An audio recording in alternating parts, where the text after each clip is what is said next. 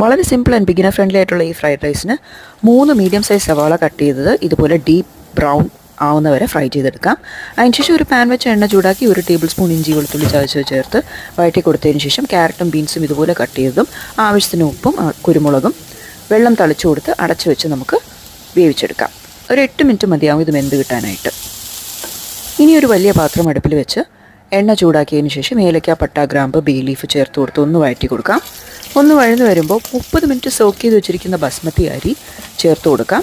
വെള്ളമെല്ലാം ഊറ്റിക്കളഞ്ഞതിന് ശേഷം ഒരു 2 മിനിറ്റ് റോസ്റ്റ് ചെയ്തതിന് ശേഷം 3 കപ്പ് ബസ്മതി അരിക്ക് 6 കപ്പ് തിളച്ച വെള്ളം ചേർത്ത് കൊടുക്കാം. ആവശ്യത്തിന് ഉപ്പും ഒരു നാരങ്ങയുടെ നീരും ചേർത്ത് കൊടുക്കാം. അടച്ചു വെച്ചൊരു 10 മിനിറ്റ് വേണ്ടി വരില്ല ഇത് വെന്ത് കിട്ടാനായിട്ട്. ഇനി നമ്മൾ ലെയർ ചെയ്യാനാണ് പോകുന്നത്. ഇതുപോലെ ലെയർ ചെയ്തതിന് ശേഷം ആ കടായി ലോവസ്റ്റ് ഫ്ലെയിമിൽ വെച്ച് അടച്ചു വെച്ച് നമ്മൾ ദം ചെയ്തെടുക്കുകയാണ് ചെയ്യുന്നത്.